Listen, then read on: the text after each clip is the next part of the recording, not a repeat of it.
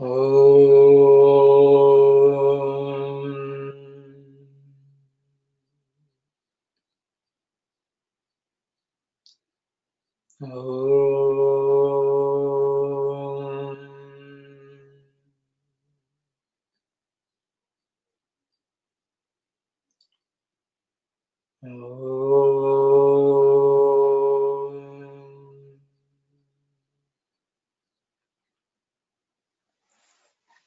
Ram.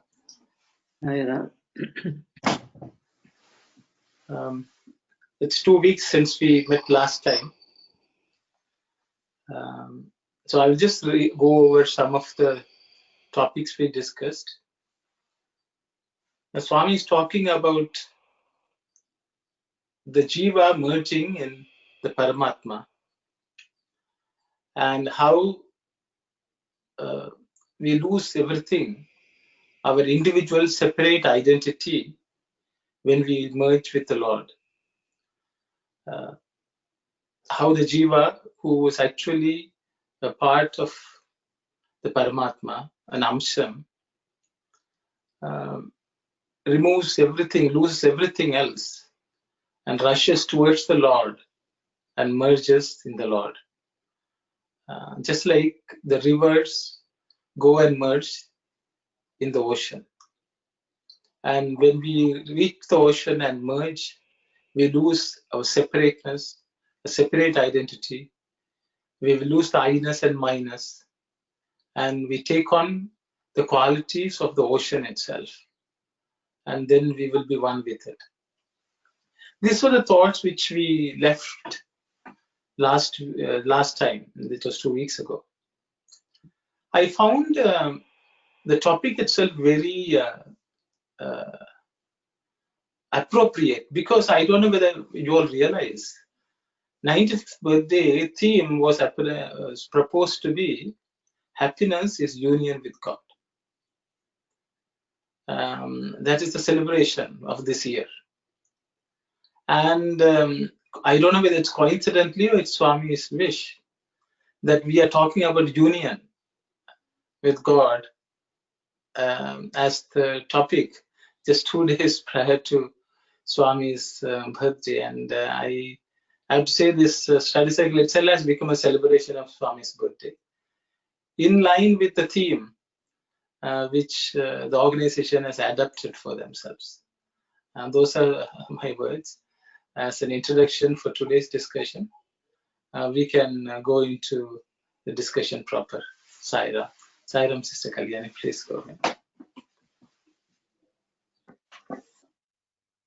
Until the jivas attain the end of the mind, they bear the nama, rupa, and the ruchi of delusion, minus and I-ness.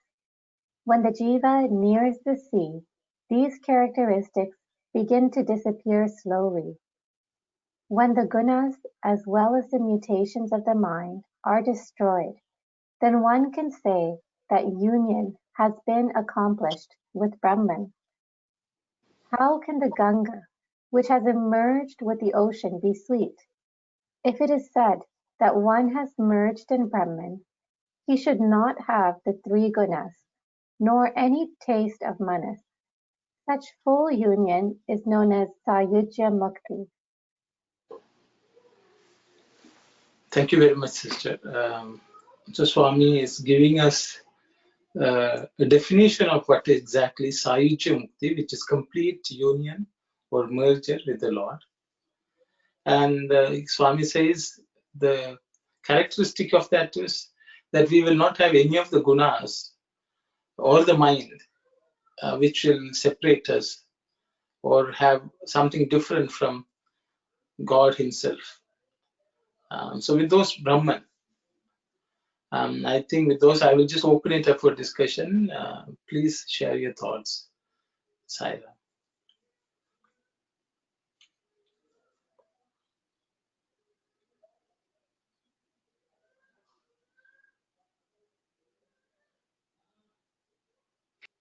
Just to clarify one word, so nama and rupa is name and form, and then ruchi, what is that?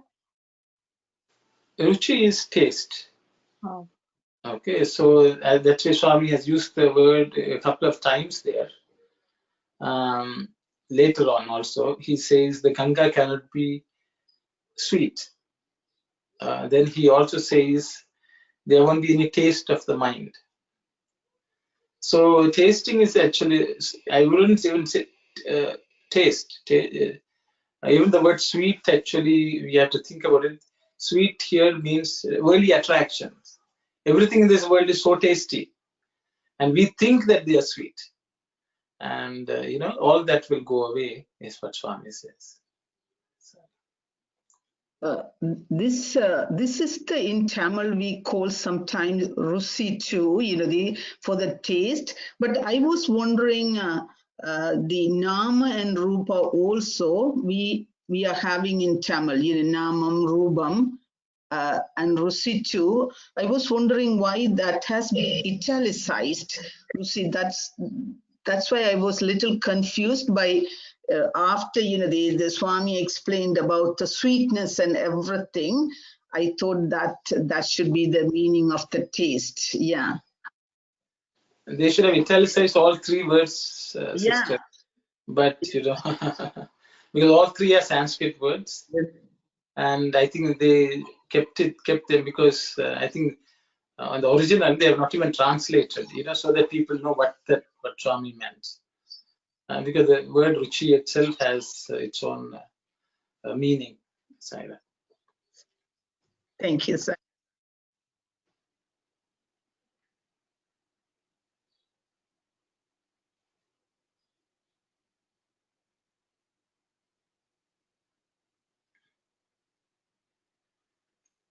If there are no comments or thoughts, we could move on, because Swami is still continuing to discuss the same idea in the next question and answer pairs. Anyway, Saira, just ask one quick question. Is there a difference between minus and I-ness? Yeah, I will open it up for anyone who wants to discuss. Saira, let's say in Tamil, even it could be Sanskrit also. Ahangaram, mamaharam. Mamaharam is minus and ahangaram is I-ness. So I is ego and my is possession. When I is there, the feeling of possession also there. So this is me and these are mine. Okay, this is me and these are mine. So my property, my children, my minus. The person who's owning the minus is I-ness. So ego is I-ness, and the possession of that person is minus. Thank you, Saira. Thank you.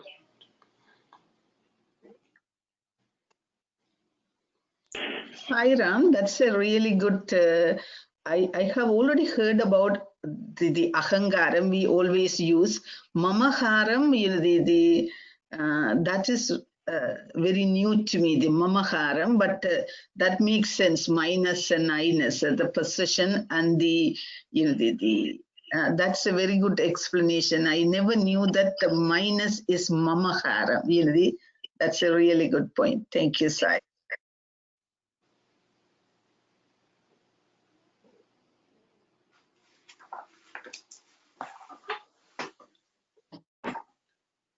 See, one of the things Swami talks about taste is, he says, Swami explains the word Madhusudana. Madhu means, which we all sing in bhajans. Madhu means sweet, or honey. Sudana means one who destroys. So there are many meanings for this word Madhusudana. One is one who has destroyed the Rakshasa or demon called Madhu. That's one meaning. But Swami goes on to say the real Madhusudana is the sweetness is destroyed. So Swami says, what do human beings find the sweetest? The sweetest is if we have something, we are very happy. It belongs to me. that sense, that is a real enjoyment. Nothing else is more sweet. Swami says one thing is much more. The feeling that I have, that is the ultimate thing which is addictive, because that gives such sweetness, and we don't want to let go of that. We don't want to let go of many things in this world because we think we are deriving sweetness out of that. So this ultimate sweet, the tendency, the addiction to sweetness is Amkaram and Mahamakaram. Because we are so addicted, we are craving for so many things to possess them and feel happy when we have them. All that happens. So that's where that word taste, sweetness, all that comes into play, because unfortunately this type of sweetness is poison, as Swami would say, and that has to be given up. So the minus and I-ness are the ultimate sweet stuff in this world, which we have to give up. And I think that's why Swami says, how can the Ganga be sweet? Means, that is our tendency to think this world is so sweet. We can't let go of it. So Sairam, I thought I'd mention. So thank you. But what I was thinking for the sweet, because Ganga is, all rivers are not salty, so not salty. So when we drink water, we taste that, even though it is quality less, we take it sweet. But when it is merges in the sea, it is no more sweet. It is no more good water to drink. It becomes salty. So whatever it is, I thought that is a contrast here Bhagawan is bringing out. But what brother said is very nice, because individuality is lost when merged with the Brahman. So long as I have individuality, I will be tasting the world. I will be thinking the world things are sweet. So that worldly sweet will be lost in the sweetness of Paramatma, or the bliss. Thank you, Saira. So Madhusudana, it makes two meaning. That also I learned today. That, yeah. Thank you, Saira. So then I think, so Brother Svida said, the ocean is sweet, salty. Swami would say, in the worldly ocean is salty. We think it is sweet, we start, but at the end we end up in the salty ocean. But in the spiritual field, it may start bitter, but we end up in the milky ocean, which is where the Lord Narayana reclines. So that is also a contrast, because what Swami says is, in this world, everything starts out as sweet. Then it turns out to be sour. But in the spiritual field, it's the other way. It may start out as bitter, not so palatable, but in the end, it becomes a sweet ocean of milk. Yeah, that's good. Yeah, that's okay, so we should understand that also. Because Swami, these are things which Swami has discussed in many discourses. But Swami will just put the seed, then for us to think, where is this analogy taking us? And I thought I will share that also, Sai.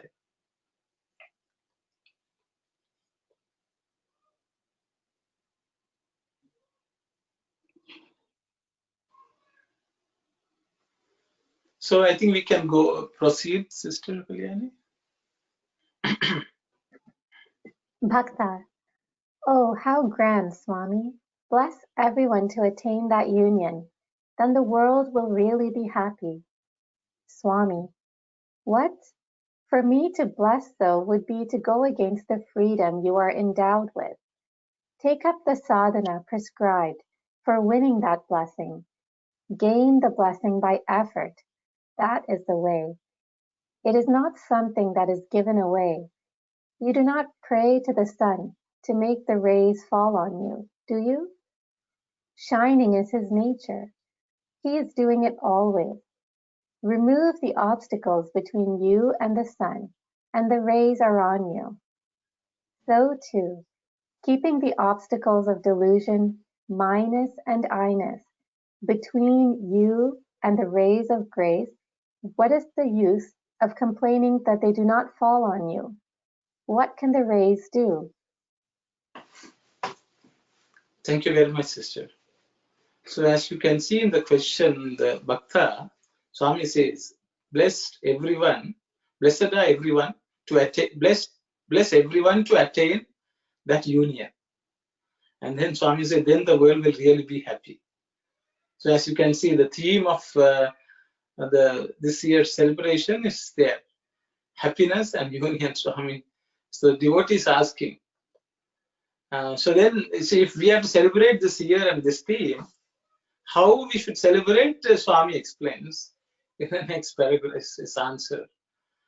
He says, you know, it is always there, but it's we who have to remove the obstacles or anything which blocks us from receiving that rays of God. Because there's nothing for Swami to do. So he says it is our effort which is left, because his presence and his grace is always there to be taken, and it's up to us how we take it. So with those thoughts, I will stop. I will open it up for any comments, please.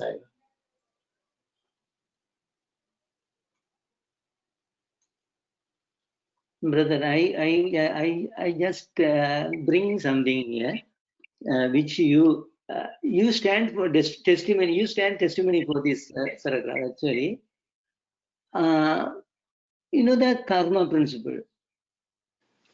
Here, unless we take effort, we cannot get the grace of God. It is we who have to get rid of I-ness and minus, so that God's grace fall on me and I realize myself, the true self. So the people may say, oh, when I have brought karma from previous birth, the karma is hindering me to remove this obstacle. It is causing me obstacle after obstacle. Then how can I get the grace? Anybody will question it. So this passage indirectly indicates that no karma can prevent you. If you have the will, if you have the intense desire, you can succeed. So that some people sometimes blame, we are sinners and we are karmis and we brought, and so how can we get the grace of God or realize our true self and everything? So this paragraph clearly indicates that it depends on us to break all these shackles. Please confirm your idea. Thank you, sir. Ram, if I can add to brother, few study circles ago, karma is destiny, right? So destiny is something, but our efforts and hard work is different. We can, I think hard work and efforts are sadhana, spiritual practices. By doing that, we can reach, merge with God. Destiny is something, but I think we can come with karma, but through our spiritual practices, we can realize God within us. Right? Yeah, the brother Surima, that's good. That's good. But I am trying to say here is that for the grace to fall upon us, for self-realizing purpose, the karma plays no role. Right. Yeah, thanks. Can it be looked at this way? Maybe when a child is born, the astrologers, or it can be so this child is going to become a scientist or sports person, a sportsman or a celebrity. But if the child's parents don't take the child to the good school and good teacher, a good guru like Swami to come to the really fulfilling their life's goal. So whatever the astrologer said is something, but we really have the parents and the teachers and the child's hard work and effort has to be there to reach the goal of the purpose of the life. Is that right? Sairam, I just thought mentioning your example.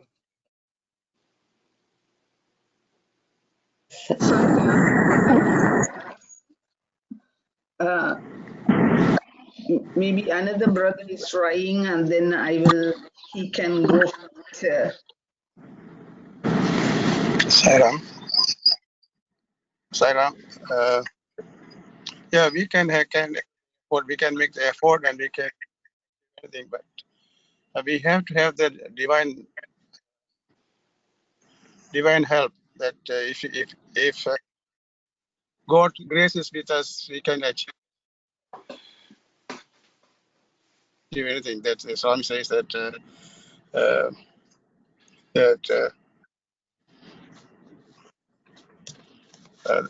what's that? I just forget the sort of. And yeah, we can do the effort. That this question has asked by that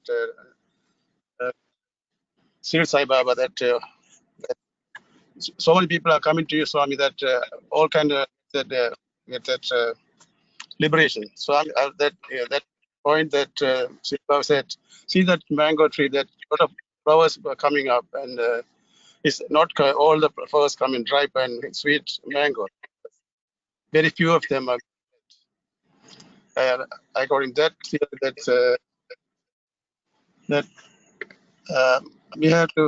we can try our best, and that with the journey of that liberation, that everything is in God's hand. Thank you, Sairam. To Sairam, yeah.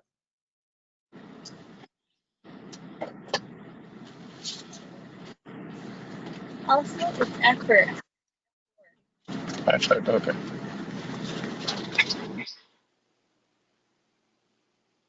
So, Sairam, brother, so we all came to this world with vasanas, the previous, whatever the karma we had it in the birth and everything. This is, once you understand the vasanas, once you come to this world, we are not supposed to add it to that vasana more and more. So how we can get rid of the vasana, then once you understand minus and I-ness. So today we want something, tomorrow we are not going to want that one. We have to understand that principle. So we have to learn we are not attached to anything. You do your duty and just live on, think about God. So do the good stuff, and in that way, when you started to think about God all the time, it's automatically, it will remove minus and I-ness.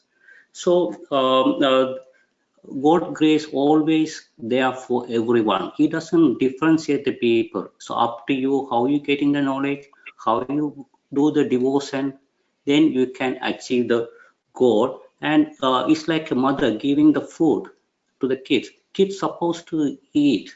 Mother can't push the food inside the mouth. So everything was given, all the indriyas and everything, all the power given to the human. But we are, it's like a switch, okay, it's like a padlock. When you put the key, the padlock is the heart and the key is the manners. So up to you, if you want to turn towards God, you turn on that inside, right side. If you want to worldly thing, if you turn on other side, but all same, the padlock is same and the key is same. Up to you which way you want to go. Thank you, Sairam. Thank you very much, brother. Sairam, I also want to bring one point I have had in my mind. The normal tendency of the human is always, the complaining, I have brought some karmic patches, that's why I am unable to do this and that. The Swami also has explained in the other study circles, or even in the beginning of this study circle, it affects us, the karmic patches we have brought in, how strong those patches it would affect. But we have to still try in hard to get rid of. It may take several births, as someone indicated in the past too. We always think that why my karmic patches doesn't go away in this birth, because of the strongness of what we have done in the past. It may take several births to get rid of that one. So maybe I thought that is in my mind, I thought that's an explanation for those people complaining, because of my karmic patches, I am unable to do this. But still, if we try hard, not necessarily in this birth, maybe in the next birth, or after the several births, we may achieve what we should be achieved. That's my humble point on this one. Thank you, Saira.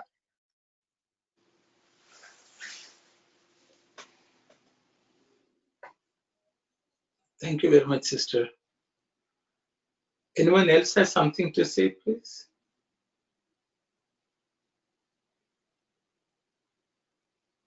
Sairam, brother, remove the obstacles. Then, first of all, we have to identify what are the obstacles are.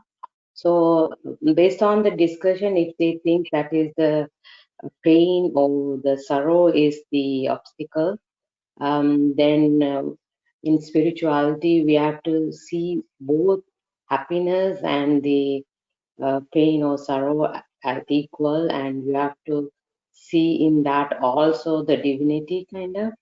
So that's my thought on this. Thank you, Sairam. Sairam, sister. So, Sairam, brother, I like to add small thing too. Once you are born, once you do any karma, so you have to understand there's a reaction, reflection, resound is there. Then if you started to more and more, you are increasing the vasanas. Then you cannot get a chance to pray God, or you cannot control your mind. So once you understand the reaction, reflection, resound, that's the reason we are participating in the study circle and we are getting the knowledge. Once you put it into the practice, definitely we can achieve the goal, and we should not postpone to that one. We should not think, in my opinion, we have took many births. That's what we achieve the human being. Why we have to postpone that one? So we have to start now itself. We should not postpone. Thank you, Sairam. Sairam, this is Akuanti. I agree with Dasan. Because of God, Swami's grace, we have come to this study circle. We are learning all this, and we are getting ignorance removed. And it is our duty to do our efforts to reach the goal. And another one, I would like to say, for future, in future, we should not be doing presently, we should not be doing any karma. For that, follow Atma Dharma. Offer everything to Swami and do your actions, then the karma will not accumulate in this present time. So vasanas, don't worry. Baba has brought us to this level. Let us forget about it and continue with our sadhanas. Thank you, Sairam. Sairam, okay. Anyone else would like to share any thoughts, please?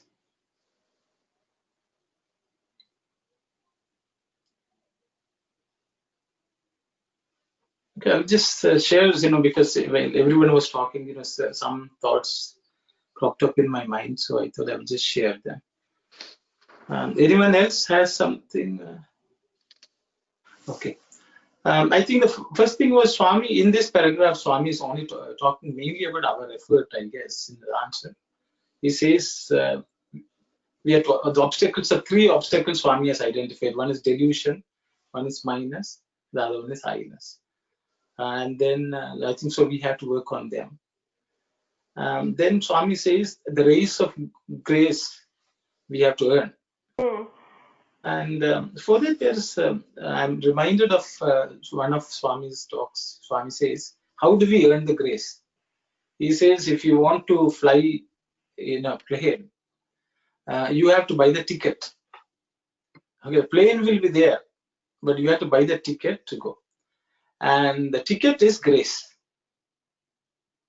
So, okay, so without the ticket, we cannot enter the plane. So grace we need to enter the plane. But then Swami says, you have to buy the ticket. Not everyone can just take the ticket just like that. You have to pay for something. And then Swami says, how you purchase that grace is by 2 things. Swami says, one is Vishwasa, the other one is Shraddha. Vishwasa means faith.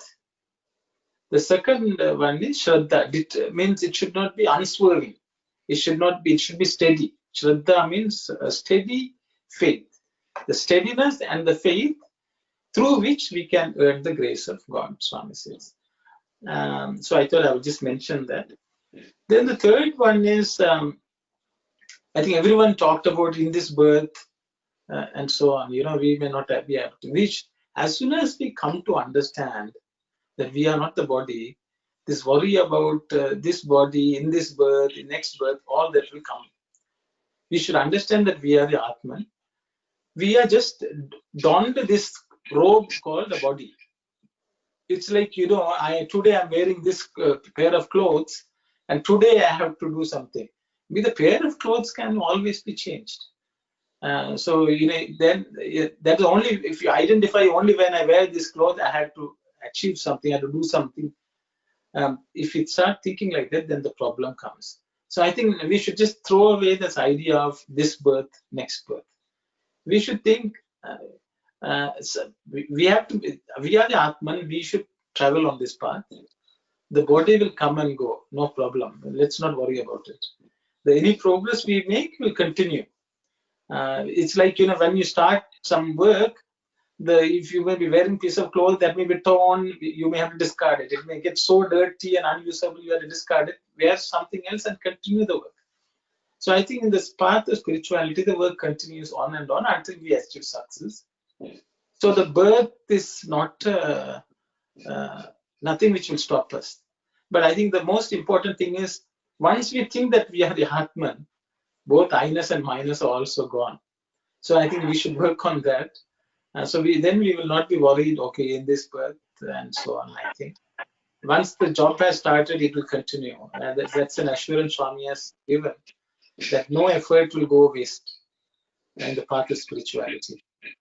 Because what you gain is permanent. It is not temporary. So those are thoughts I thought I would just share. Thank you, brother. It's a good explanation. You're supposed to have that faith and the patience. For an example, if you want to, in the worldly life, if you want to go somewhere, if the weather is not good, we can postpone that one. But it's the spiritual life, if any difficulties comes, you have to face it and you have to proceed. And other thing Baba always says, the light post. If you look at the light post, whoever beside the light post, they get the more light. Whoever people in the far away, the worldly thing, they cannot see the light. So the post and the light is same. Thank you, brother Sai-Ram. Thank you very much, brother. Thank you. Sai-Ram, brother. Sai-Ram, sorry, go ahead. Go ahead, ma. Go ahead, sister. So just to add to that, to Swami does help. He removed the I-ness and minus, and he said he created those challenges And in those challenges, at times we don't see, and I'm talking about, the experiences I had, and so important in that difficult. When it's challenging, means challenging. There's no Swami around you. In your mind, you are just me and mine, and Swami is nowhere around you. And that is a critical time, I believe.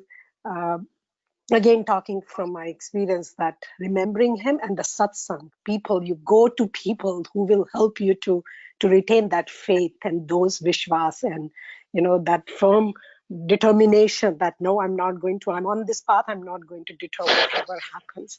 So I believe, yes, you're remembering Swami is one important thing, but satsang really helps you, because those people help you to lift you at their level, not making you feel that you're low or judging you, but make you feel good about it, like how Brother Aruna is doing with us.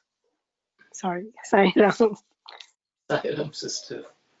I repeat the word that Swami says that if you have the anugraha from the Lord, the grahas can't do nothing. No? So we have the Swami's grace. I mean, repeat again that we don't worry about any other things. Swami says that like a husband, a wife and husband, that if they get married, that if a girl marry a husband, that she get every rights from that husband, or she can get anything from the husband. That's the way that if you have that faith on God, you can have everything with Swami. That's Swami says that. Thank you, sir. Thank you very much, brothers. Thank you.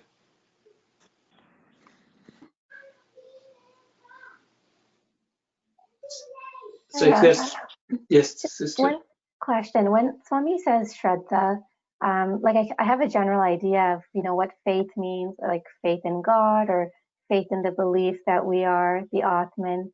If the Swami, is he referring to a particular type of faith or faith in a particular something?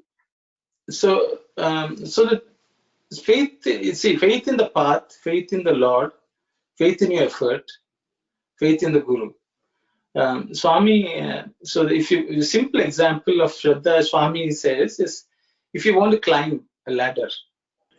So the thing is, you place the ladder against something, and then you climb up.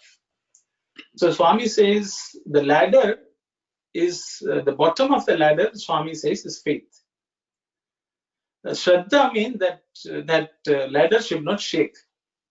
If the ladder doesn't shake, and if you have faith, you can climb up that ladder, and the top of the ladder, Swami says, is prema or love.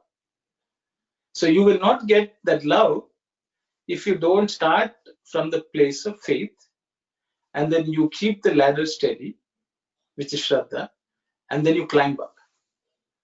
So gradually that faith will turn into what's called love. As you climb up, that faith will transform into what's called love. But until you reach that point of love and you unite with love, Shraddha, the ladder should not be shaky. If it is shaky, you are going to fall down. So in the path of spirituality, you pick a guru and then you climb up. For this, actually, there is another I thought, it's on the topic of Shraddha and, steadiness and faith. Swami actually, in a conversation with Sai Baba, Dr. Hislop is asking a question.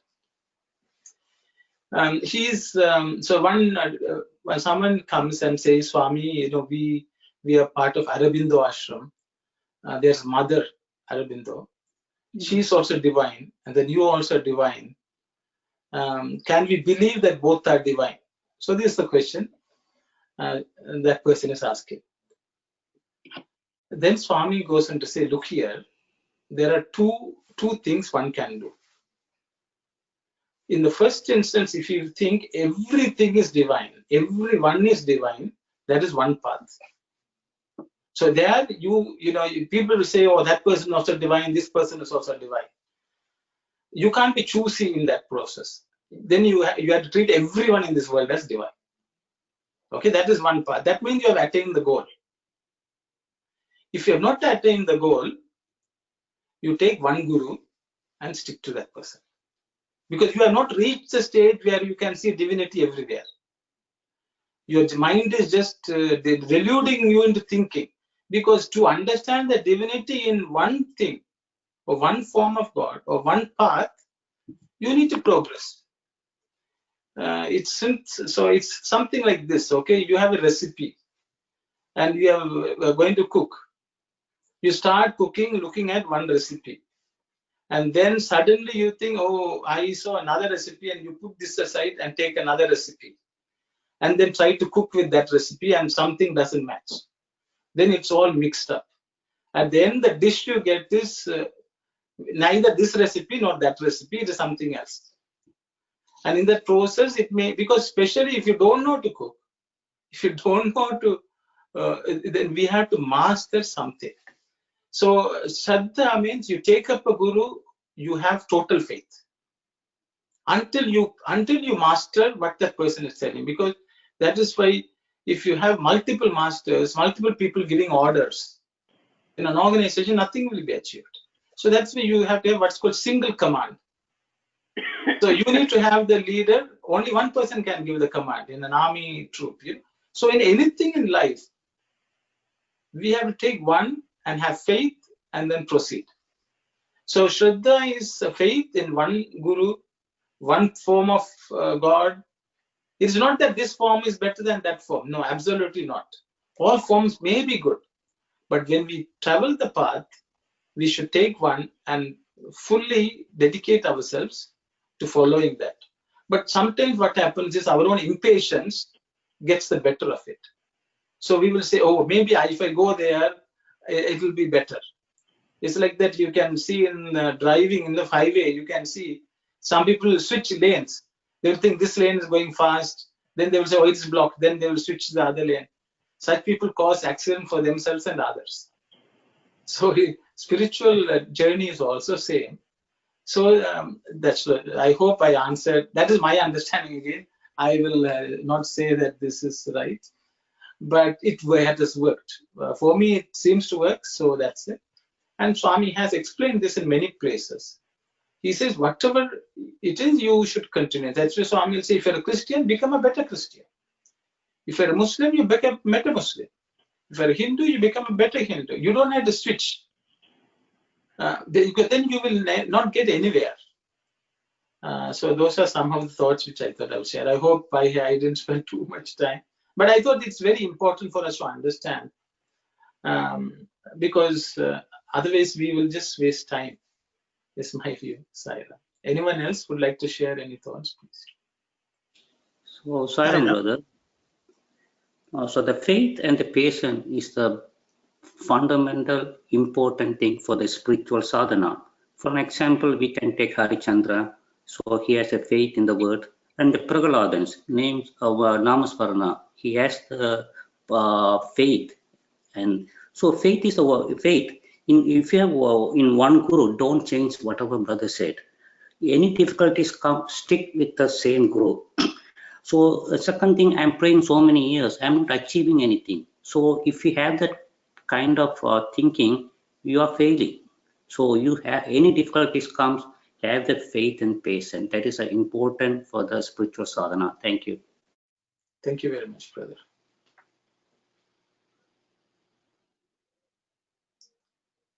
So Sister Kalyan, maybe we can read on.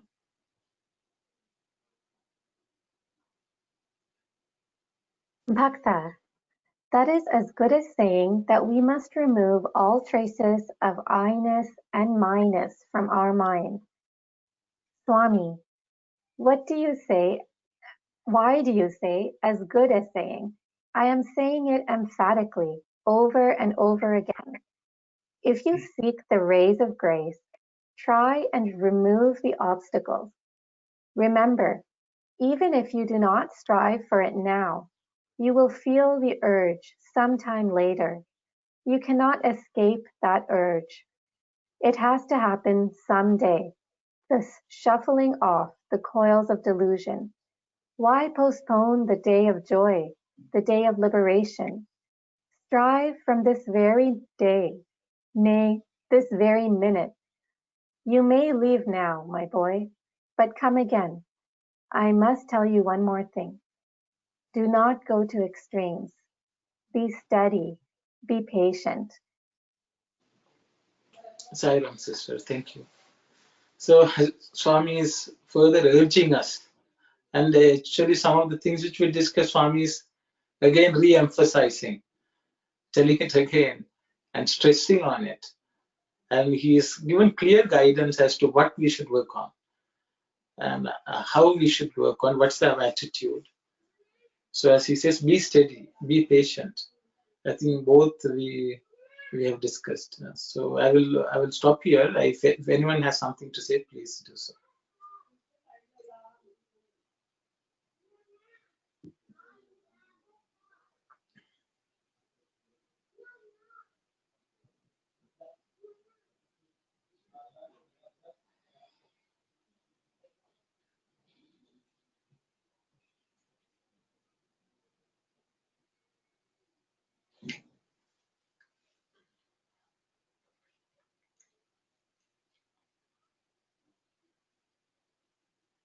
I don't know if everyone feels that we have already discussed the same thing. Swami has re-emphasized, repeated.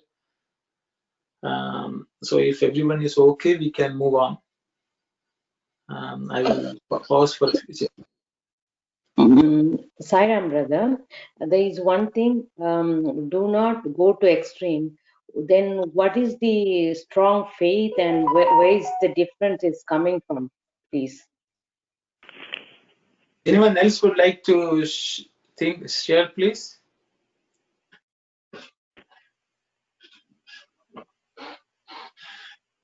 So I think, brother, slow and steady in the race. So if you want to study something, if you're going to study 24 hours, and following day if you go for the exam, you're not going to do it very well. Same thing, spiritual sadhana, you have to do it properly. Thank you, Sai Ram.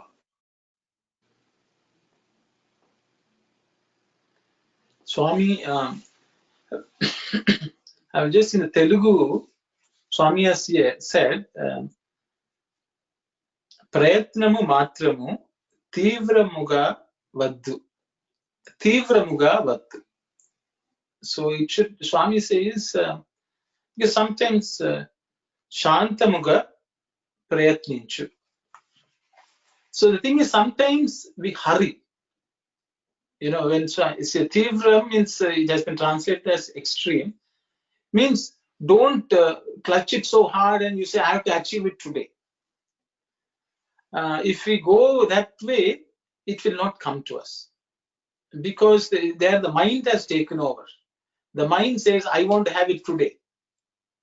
So whenever we try something extreme, or we want something to happen so soon, we will burn out before we achieve the target.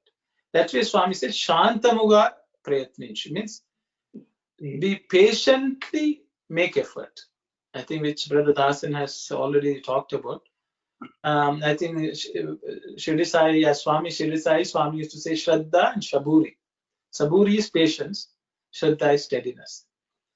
So patience is an important virtue because we should not clamor for quick success. So that is also very important. So because as soon as Swami says start, people will, it's like they will start sprinting. If you sprint, because it's a marathon race. In a marathon race, you should not start sprinting. Then you will not be able to run. We should understand this is a marathon race. So steadily you should run as much as you can without burning out. Otherwise, the mind will take over. And I think that's what Swami is stressing, because that's a tendency. We will right away think that we have to do something. And Swami also nicely said, start early, drive slowly, and reach safely, which is exactly true for spiritual journey. Start early, drive slowly, reach safely. Thank you. Thank you. I mean, if I think if everyone is okay, I'll just tell a story, just to suddenly I recollected it. So I thought I hope you will indulge me. So in 1980, I was a student. Because the Akhanda Bhajan just went past, so I remembered this incident, so I thought I would share. In 1980, Akhanda Bhajan time, I think it was 9th of November 1980, I guess, something like that. So when the Akhanda Bhajan came, I was a small kid, I was 15, 16 years old. So I decided that Akhanda Bhajan, I'm going to sit in one place. I will not sleep, I will not eat food. So this was something which I decided. And in the mandir, I found a place and I sat. Whole night I sat, I didn't eat. Morning came, I didn't eat. I was not sleeping, and I was very, to some extent, I was very happy. But sleep was trying to overcome also, but I said, I will not. With such,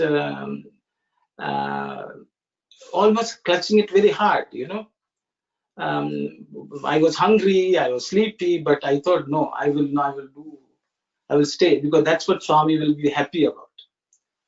So I was sitting, and it would have been around 10 o'clock in the morning.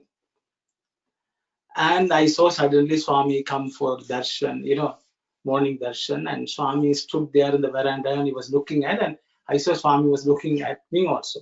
I was so happy. I thought, and then Swami started walking.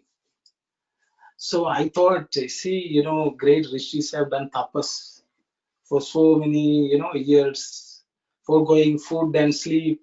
That's what we read in books, And I said, only for a few hours I have done, and Swami is coming now. How lucky I am, and Swami is going to come close. Maybe I will have namaskaram, or So I was so ecstatic. And Swami keeps on walking, and he was almost 2 steps away from me. And I just was so happy. I thought Swami is going to be so happy that I am, doing this great sadhana. Okay. And those were my last thoughts. And then suddenly I can't remember anything. And then I felt, actually what had happened was I had fallen asleep. So Swami was just 2 feet away. Then suddenly I felt that somebody hit me on the back of my head, and I woke up. I thought, who is this student, who is trying to wake me up when Swami is here by hitting me? Angrily, I turned around. It was just a reaction. And I turned around and saw the red rope. Swami was standing by, and Swami asked me, why are you sleeping here? He hit me hard, and he said, why are you sleeping here? And everyone around me laughed. Then Swami said, get up. So he made me stand up, and he said, go to the hostel. Because our Tatima hostel was just opposite the mandir. I said, no, Swami, I will sit. He said, go. Don't sleep here. If you are sleepy, you go to the bed, go to the hostel and sleep. And everyone was looking at me and thinking, this guy is supposed to be Akhanda Bhajan. I felt so ashamed. But Swami insisted that I walk. And I walked all the way back to the hostel. And there also I turned and looked. Swami was still looking at me. He said, go inside. So I went inside and slept. So, that was one way of Swami teaching me, don't think that overnight you are going to attain liberation. So after that, I learned this what Swami is saying, don't go to extreme. Because in our, immature understanding of what spirituality, after reading a few books here, there, and thinking this is sadhana, till today, I can't sit for 24 hours without sleeping or eating. But though it means the thing is, real devotees will never be hungry nor get sleep. But we think we fight with hunger and sleep, and then that earns God's grace. So I thought I would just share, because that was a lesson which I learned from Swami, that don't go to extreme. I was trying to impress Swami. Swami was not impressed. Period. That's what I learned. So Swami said, you take it steady, slow and steady. A day may come, hopefully, I don't know in which life, I don't know. when just thinking of the Lord, we will not feel hungry. We will not feel sleepy because we'll be so lost in the joy of the thought of God. But it's a long journey. So I thought I will just share. Sorry, it's a personal story. I thought I will just share because that was the lesson Swami taught me. Because when I realized Swami made me fall asleep, and then he told me, actually you are sleeping in the sleep of ignorance. You think and that is the real sleep. So I learned that. So I thought I will just share. Sai Ram. Because that's going to extremes. Sister, you asked me. Thank you very much. Thank you so much. So sorry if I have taken up too much time. No, that's really, really nice to take. Thank you very much. I don't know. Thank you. Yes, Sai Ram. It is indeed. It reminds me, just to add to Brother Aruna, your thing. I used to keep fast on Thursdays from the childhood, since I know Swami, 18 years old. But my body, just to talk about the extreme we go through and torture the body and don't remember him. So it was like 2 or 3 o'clock. My brain is telling about salt. You have to eat food. So I'm thinking more about food than Swami. And somehow I was keep asking, I'm doing this for you. I don't know why you're not helping me to get over with this. 2 o'clock, 3 o'clock, my body's craving for food and you're not helping. It's all about you. And somehow I was in a study circle, and one of the brother, he read that Swami is not impressed with all this fasting, because if you're thinking about food, how you can think about me? I have given you all this food, shelter, clothing. So enjoy, and then you take my name. Don't torture your body and thinking about food. And since then, believe me, I'm not, because my body doesn't allow me to do that. But I'm able to concentrate more on Thursday because I'm not thinking about food. Just to share, it was so silly. I'm blaming him. I was blaming him that you're not helping me to keep this fast. And in a study circle, he came and told me, don't worry about it.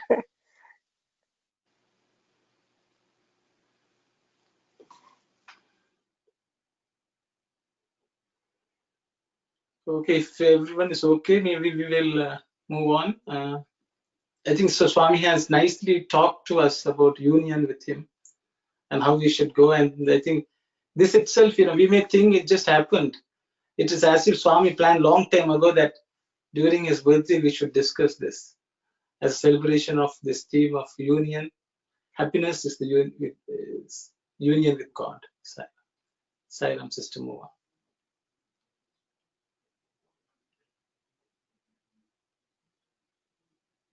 Chapter 10. Swami, well, you look so full of joy today. Bhakta, you have yourself said that man is the embodiment of joy, isn't it? Swami, then you must always be in this mood. Do you remain so? Bhakta, I am trying as far as possible. Swami, why do you say trying? Does not sorrow flee the instant reality is known?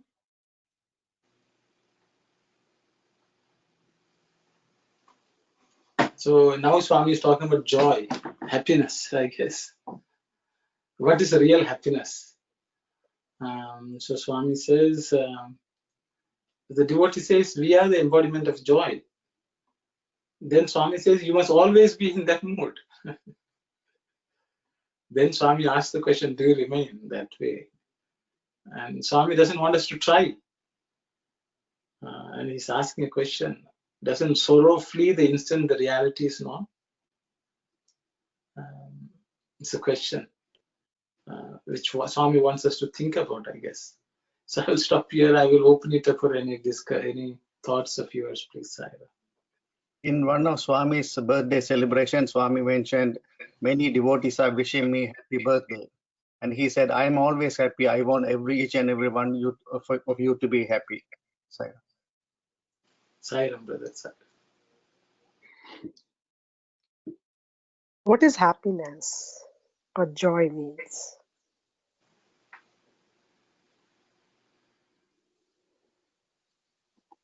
Sai Ram, sister. So I think everyone can, anyone who would like to share your thoughts, please.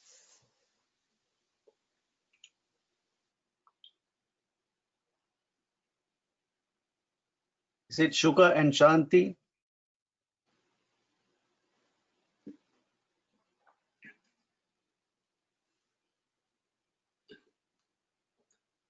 Anyone else would like to share your thoughts, please? Sairam, the last sentence, Bhagawan is saying that sorrow, if there is no sorrow, then that is reality there. Sorrowfully, the instant reality is known. So, the absence of sorrow is joy. Because in the reality, we don't know yet. No? We have not gone into the reality yet.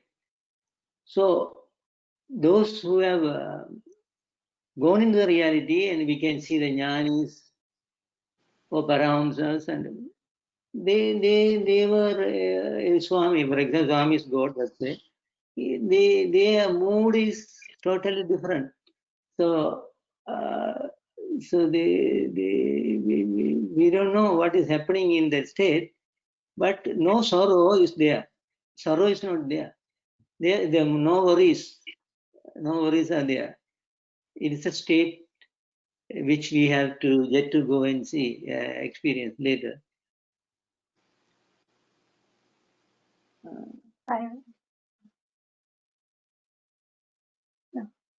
Yes, Kalyan. Yeah, so I heard a talk where somebody was comparing bliss or ananda to limitlessness, so no limits.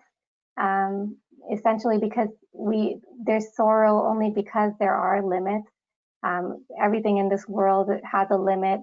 Whatever we feel sorrowful because what we have now is going to end, or like your life will end, at some point your job will end, money you have, you'll spend it. So everything has a limit or an end.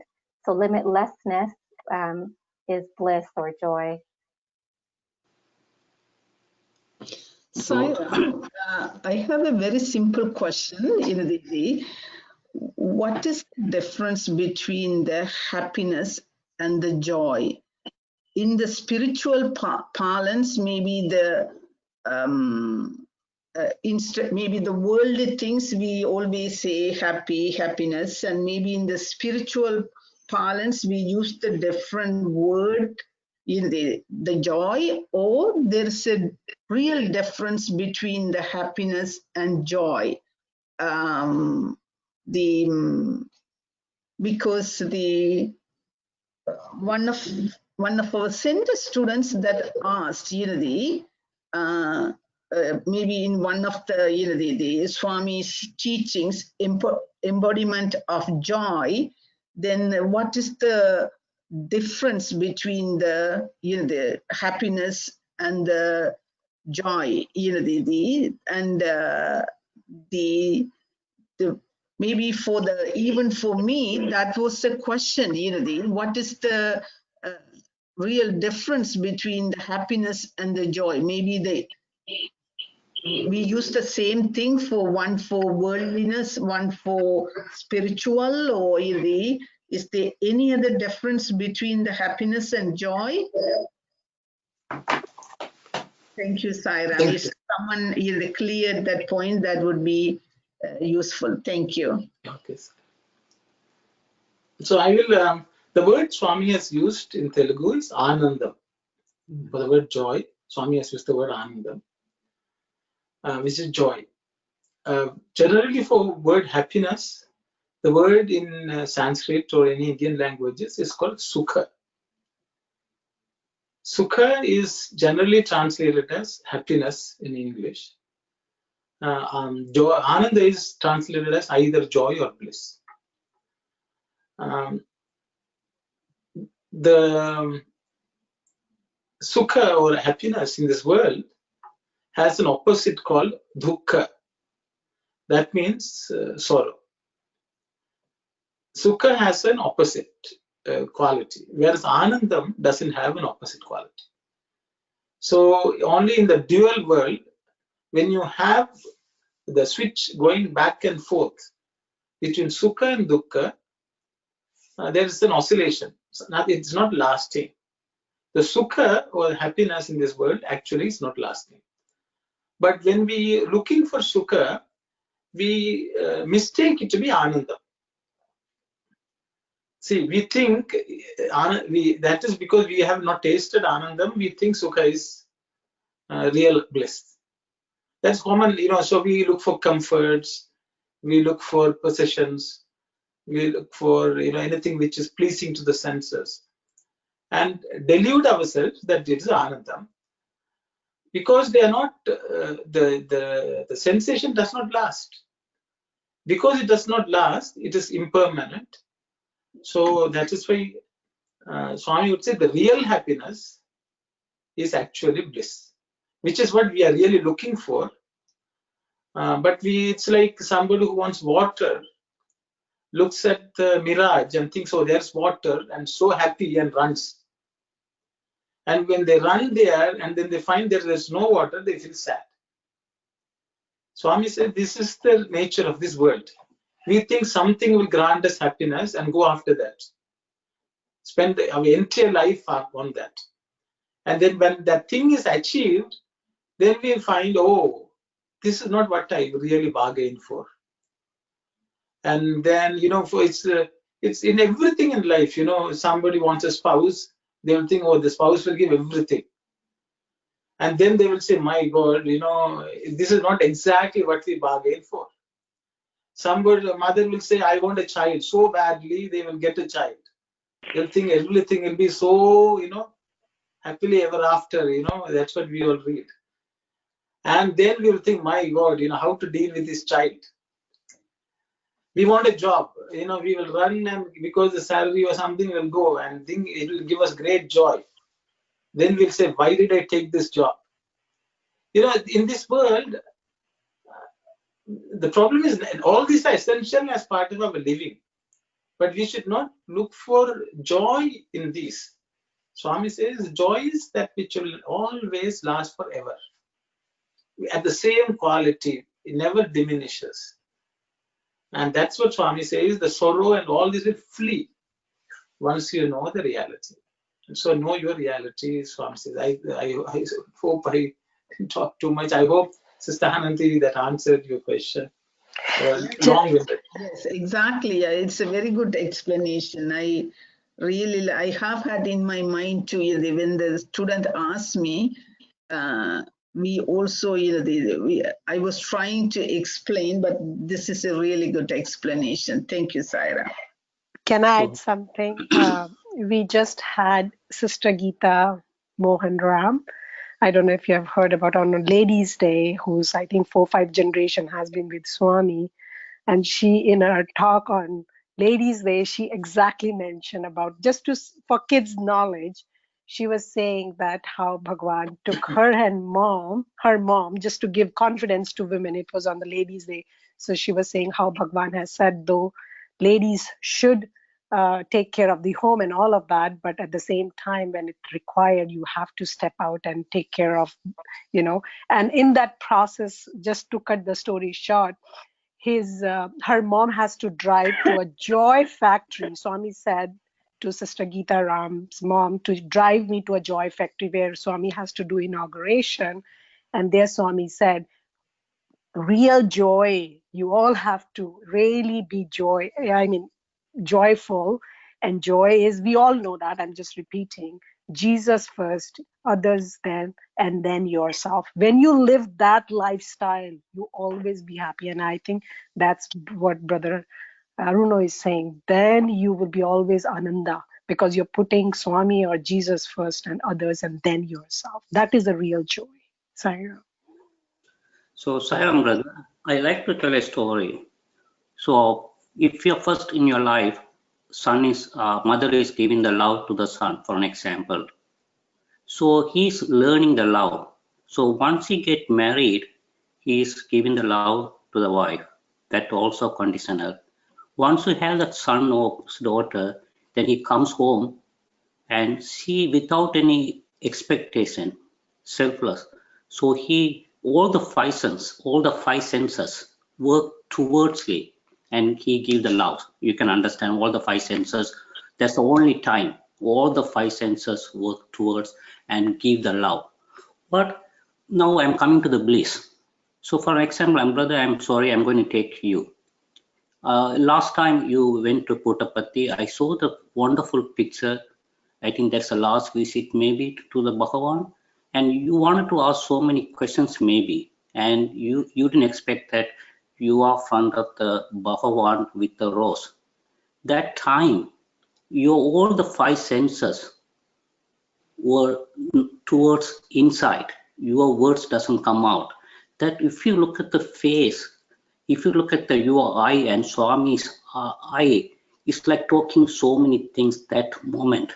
I can see from the photo. That is the bliss. There won't be any five senses working. Mind is dead. Everything's dead. That is the bliss of Ananda. If I'm front of the Swami, I would have asked, oh, Baba, I came from Canada. Can I have a diamond mala or gold? Or at least give me a vibhuti? That my mind would have worked like that. So if we have Ananda, if we experience it, all the five senses doesn't work, mind doesn't work, you enjoy the bliss. Thank you, brother Sairam. That experience, I think you would have had it. I can see from the photo. Thank you, Sairam. Thank you very much, brother. I don't know about that, but yes, it's Swami. It's joy anyway. There's a comment from the chat. Sister Kamini has written, Ananda is from inside to out, whereas happiness is from outside to in. Very, very nicely put by Sister Kamini. So Ananda comes from within, happiness comes from outside. Very nice. Anyone else would like to share any thoughts, please?